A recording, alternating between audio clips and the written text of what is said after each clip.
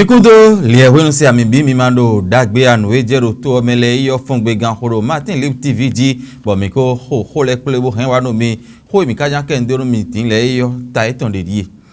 mi atundo me njire koblo azan kan ko di me to pon la gan ten be so do azin po de ji obìnrin to mi to en filo ho enu mi de diyan so mi le godo ya azin po be azo ya azan kan ko godo ne ka de gbon azo ne to bi le ka mo do taji yo do ku torun de yo to pon la gan fine yo lui qui akaja azan kan ko godo ne be den vi ro ku torun le yo ye ka mo azo to gbon ne ba gbon ikari aji yo mi kan ho bi o gege to bo ye do ko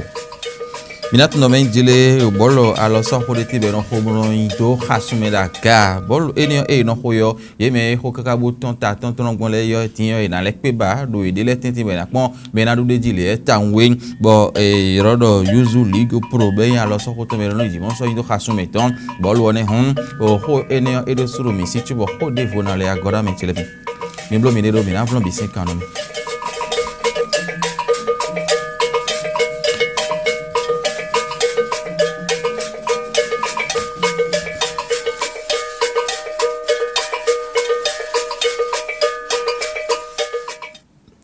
Ena tendo poropo me biton se a ho domicile yo mina ye jinu mi khla ten kon ko fo nton le yo e jiwe mina be sinu mi ko be mi atun do benjile mi do so pe ton wo do BPC ton yo ba ko ya do to gbon edin la clono zangla eyeme do sin terin gbe mi do guto wa ye yo e we ko nkanu o nu indo me e o maji ton bo file no yi lobo no lanu e bloka ka bo wa vivo no yo mi je te ya yo ji bo kan hobi yo ye me no guto e ton bo cho ye podo fi o lan le ko ne mi ka ba ko hoye ko ton gwan dio ye do hoye le na je titi hoye do yo mina do gbeton mi ko do e mo mi de din e yo Blaise ma aussi mon cho ye cho vile do nu wa mon ko ton sin ye kan e ti me po do me jiro dun gbo fi lo ye me un lanu do o seri te sin apa hwele yo e we do fe do ko ku hun fi de jin do ma ho fe do ko ton fi lo do le le bi to kan jin ho do nu do kun de ka je tin o de tin Abdoulaye Cissé e yo e vie iten po mon ko ton e do ko e ti me lo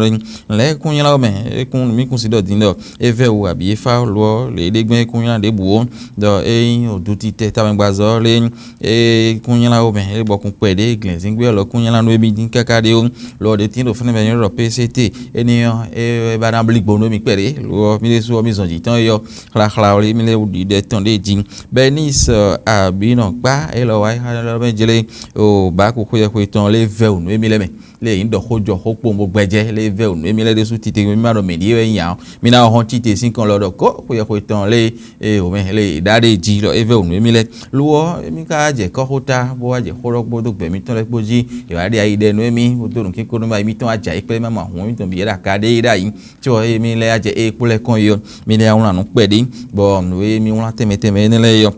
ebe azan di mi wa zo pere deje me mo a nunu kan ton le yi to khesi no mi azan ton le me on le no yi ndo yi teme lo fune no yi wona do français gbe me no yi lodo de tin lo fune lodo SVT enele bi ko ye me on le e kunyina lo le mi o fi mo din mi mo je sin kan dagbe on le ena le ko me di lo fi bo don e don te pon je mi le don no ba ko e fo je we yan mi na gbeje pere lo to mi se sin kan le gudo mi atle e mi na blog mo yi me de wa je fune bi e do ko file e so ko ti me po no menjele no go ba ko ko te onu gege timbon o ro ko no yiru khosa boro ma pon we yo ye ko mo din de vodeo lo e ka watan lo e si hu blogbon yo ye blogbon de tin me le vo ho fran ti me po no menjele no go le ba ko wa igodo mi na gbo je mi ani ta mi do le mi na ya o fanso nde bo je iwaji abi apa ko mi na pon o we ma do mi na ya o pon enele de tin o te pon ho je mi kan le vo do mi me chile mi do mi aso enion do ken o pon mana ti mi po do menjile fidelo fene bo e so ba ko je yin won lo e si fungwe pede de e mogbon yo to fungwe bodo de me bo si lundi wa igbe o e preuve de na mi le o eyin nu bo mi na mi do kunde mo din le a me do mi wa gbona do wa do back mi ton to mi tenkpon bo de mi na blog mo gbona do aja wa do we de mi na résultat le o Abesi français dit ouais pour des français test day na mi le ouais un test day bo do pipon mi ton de mi non me do to mi ton me fi o yin nu bo cheha bo do pipon mo ko ton e ji a mais e we na mi donc ni ndeba amano ko no me abeka na we o eno ise e bo no wa bon blo de na blo bon ouais bon SVT ça souvent mi nombre génétique mais année là et non mais il va dans niveau de ça mais non mais c'est boblo et après bactéries nous na plan biblo ko gbigba dessin ko leton boro ali leton po ele hon mera ho Joseph que no mo e yo ba ku wai bo fong be do ka lo do pe de bo le mo ba ku yo ko jong be ene nguzo le kana blog ben yo ko ton e do ne dan le na gbe si ale nu e be mi na inu mi tin me chele mi do ho do mi de tin yo pe ta gege tin bo che pa so bo gbe ta le de me ne me jele indo ara zonje bo ku do nu tin bo itoto ho yo e ran to pe nu kun do tutu e ho che bo na asa ho lo bi ne vi gege tin bo ho do de yo e ko mo je me ton ganji ame gege yan bo bi o sino menjele endo tako du mende ajegan ko so mende tako fen jonko mere sin ko abe zumbu je to ko to lo khala e dan pe nkun to tutu ya tite yo e a so ko ntu e masa ho gbere pon e mo ameme chilemi ni wale ti bo mi domblo do fi bono kendo o ho mon koton le o mi no e o joyce ho menu o doto gan e bo no se ho o wa nu wa mi ton le di fi e na mo jeme keke mi do to lo pon yele no botito eneleo e no bo vivi mi to mi modo e wa toto le bikon e ndo e goma wa e toto le do do me jason mi na modo de e zetito do te do e o indo me ondo azonde che benelo urgence vitale azonde je me onde me wa docteur ko e mano te cho pe no ku tutan e do yo fo bo urgence e azon le bia to me le de bo de ese mo ezi alo kambo je me le yo ai docteur ko din tro yo do pe ku tutu indo ai fine bon docteur e ma je no ko docteur azon ko je ro bejele to yen we azon ko ahun tun lo dire ke ana ko wa lo kan ilo bona ilo mo do e docteur pe no ku tutu ya ahun e ya le binu e de ya le binu e o tu urgence vitale e te do e de bodo mi na mo jeme to kanji to ile urgence vitale indo me de blu avec ces azondi me na mo tota ndo je ko me do ko do e di mo me o si mu je ken le yo boya e o blu AVC de esi toto ko dimbo e na je bo de yo ye pe nu ku tutu ya do de e pon e modo e o e yo e na setan we na do scanner me na gbeje le pon o che wona do traitement ton peut-être que kun ko urgence vitale sin côté o mi modo je que bon voix mais le cadé bon si mon coton wa na modo je que e mi de ton ko urgent ta won bo do pe nu kun tu mi ton azon de zira toto ko bo ko lo bo je bo endo e ma ya pe nu kun tu ton lo gan hi ho de na bo de wo me a e na modo pe to mon coton e na ha e bueno yo urgence vitale bo endo azon e man ko wa niveau ene wa e ko do urgence vitale sin côté ya e na do bénéficier les mères e ka wa ka juroji do mi do autorité ya ministre jamais participer bodo il est sous bloc conférence de boylo journaliste lebi bodo urgence le bodo infarctus myocarde e meneno crise cardiaque non do e hunjio e iku meneno do fun gbebe ganji o meton e wa dam do me kwele yo me kon chas mon koto me atundo e me ya o pe nu kun de wa bonu kan me on tin pe de conséquence ton le c'est pour la vie ne do e no ha che jule bono ha mo mo ji mo na ya o pe nu kun to kan hi ho ne o me hon pe ta ni on pe ta dagbe bo e nyon bo to vile bi na mun kun je pe ta me do e o ti to ro de so do lele we e o eno azizono eno wa niveau le yo e we e na toju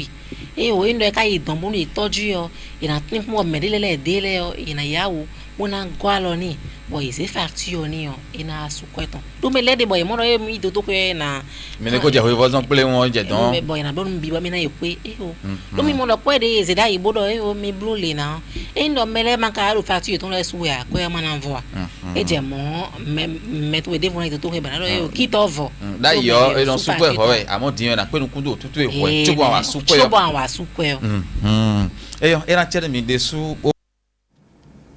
ele hun tore se ni don to de e ndo e do ku donu jan be mo do pere pon de wa gbon jan han bi gbidi bo e ma ya pon me on a mi na ko ndo ewe e hen e ra pon me gombo wa zo ni hwe lo chubo chu me e mo ide me bo asite yo e dan sa ho a lo meton le na wa so akwendo me de ko wa nu e to ro ko idan po won e na pe nu kun do me o fonu be na wa ihwe yo e mo gbede pon akudo no de we tu be no ti moment le mi